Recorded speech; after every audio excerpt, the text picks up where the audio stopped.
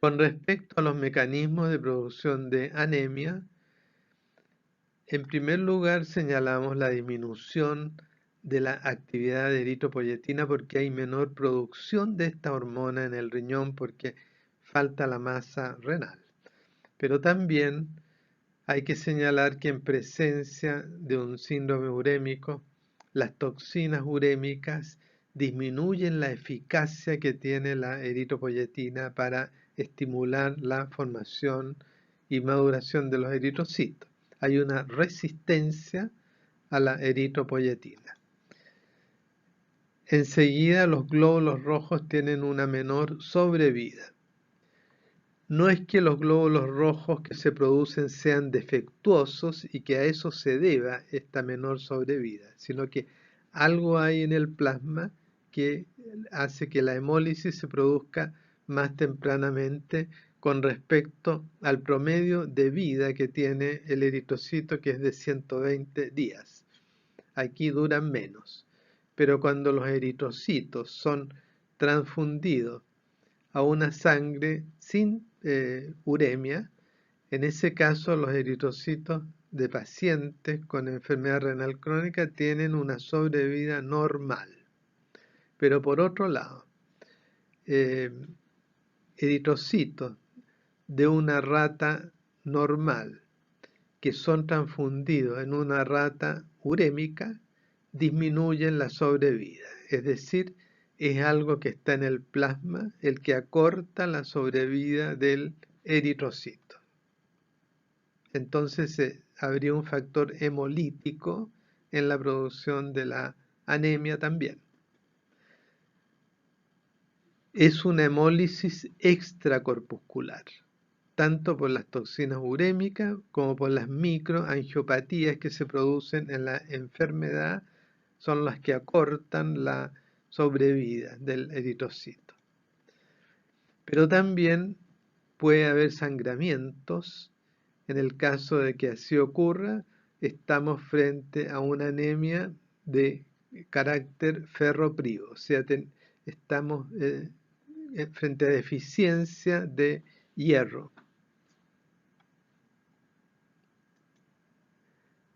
Y finalmente, como tenemos un balance positivo de agua y sodio, esto va a provocar una hemodilución en la sangre, con lo cual el hematocrito va a tender a disminuir más.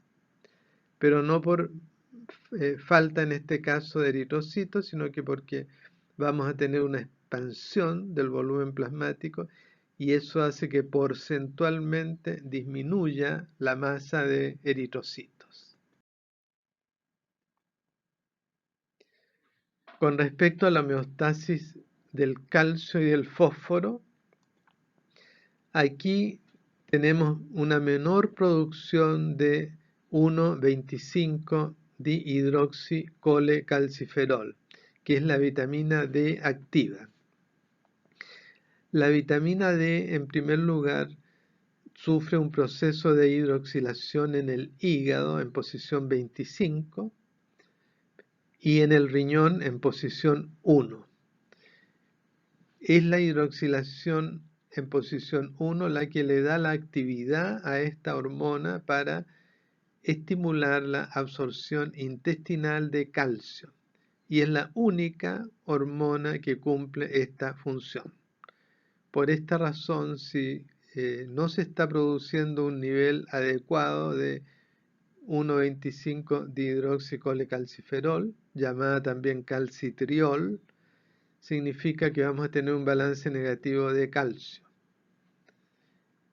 Y va a disminuir el nivel de calcemia por este y por otros mecanismos además, porque recordemos que acá teníamos una acidosis metabólica y esto va a afectar la estructura del hueso y va a facilitar también la movilización del calcio del hueso y este se va a perder por la orina. La hiperfosfemia también influye porque existe un producto calcio-fósforo que es constante y por debajo de un 25% de la función renal, vale decir bajo 30 ml minuto, junto con la acidosis metabólica se agudiza la hiperfosfemia. Y si sube la fosfemia, baja la calcemia. La hipocalcemia la atribuimos entonces a menor absorción intestinal de calcio, pero también a hiperfosfemia. Y cuando hay hipocalcemia se desencadena un hiperparatiroidismo, tanto por la disminución de la calcemia como por el aumento de la fosfemia.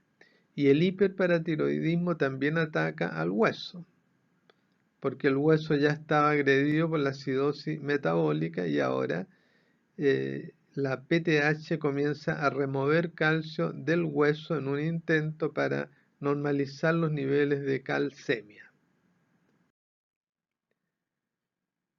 Se pueden ver en algunas zonas que ustedes ven que ha disminuido la densidad de la masa ósea por este proceso de desmineralización, en tanto que hay zonas que pueden mantener esta densidad, hay otras en que se nota más y son esas las que están expuestas a las fracturas patológicas.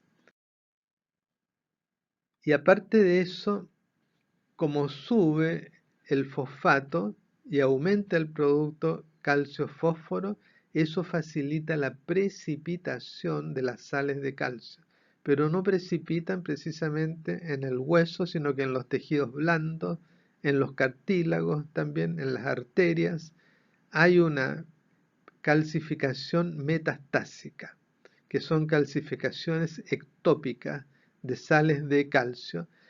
Ahí pueden observar ustedes varios sectores en que el calcio se está acumulando en el tejido blando y esas calcificaciones son muy difíciles de revertir y se producen porque ha aumentado la fosfemia y se ha sobrepasado el producto calcio-fósforo del nivel fisiológico. ¿Cómo es el manejo de la enfermedad renal crónica? Vamos a distinguir acá, en primer lugar, el manejo antes de practicar la diálisis, que es una depuración extrarrenal.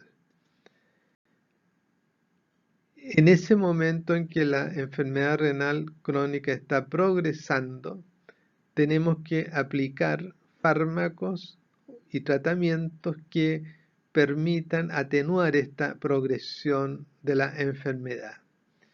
Y eso se logra controlando los factores de riesgo como la hipertensión arterial, la glicemia, la dislipidemia, entre otros. Pero aparte de eso, el aporte dietético tiene que disminuir el sodio, potasio y fosfatos, porque son factores detrimentales. El sodio en la hipertensión y el edema y todo lo que va asociado a eso, el potasio particularmente en el funcionamiento cardíaco y el fosfato en la progresión de la enfermedad y también en provocar alteraciones estructurales, como vieron ustedes, de calcificaciones en territorios ectópicos. Se puede utilizar fármacos inhibidores de la enzima convertidora, ya que habíamos visto que la angiotensina 2 es responsable de varios mecanismos de daño en la progresión de la enfermedad renal crónica. Entonces, acá este ha sido uno de los tratamientos farmacológicos más exitosos para, digamos, disminuir la intensidad de la progresión de esta enfermedad. Y también se han utilizado antiagregantes plaquetarios, porque las plaquetas cuando se agregan también gatillan mecanismos de daño.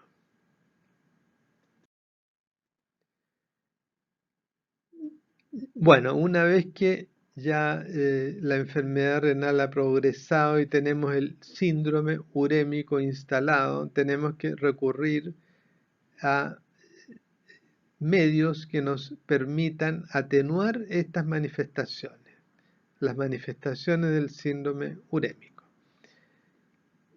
Por ejemplo, la acidosis con bicarbonato de sodio, la hiperfosfemia.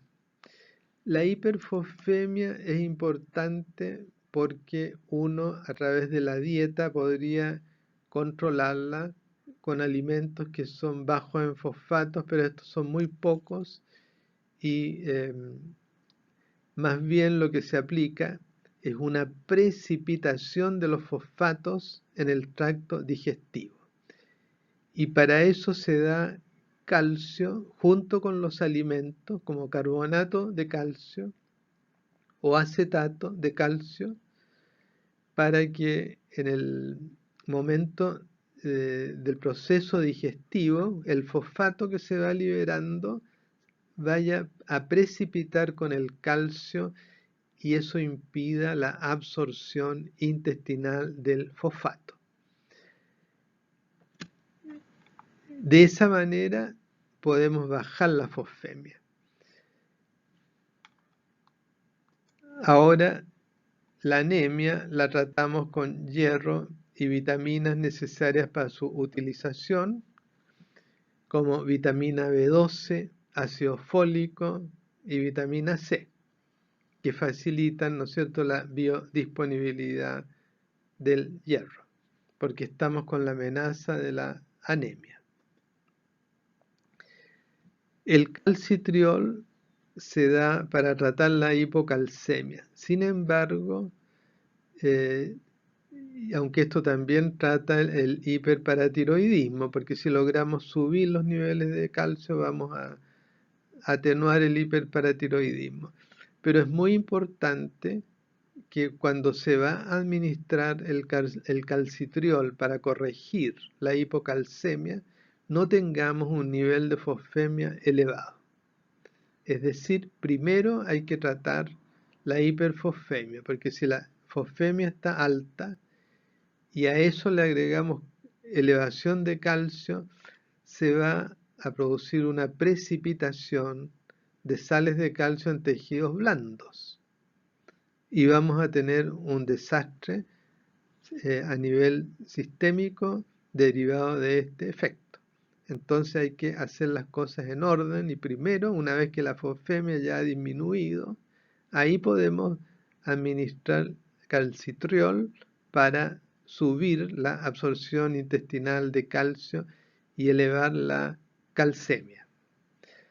Ahora, el hiperparatiroidismo, que es secundario a la hipocalcemia, a veces con el tiempo, como esto es una enfermedad crónica, se transforma en un hiperparatiroidismo terciario, es decir, las paratiroides se hipertrofian y comienzan a funcionar de una manera autónoma, al punto que esto puede requerir cirugía para hacer una paratiroidectomía subtotal y de esa manera controlar el hiperparatiroidismo.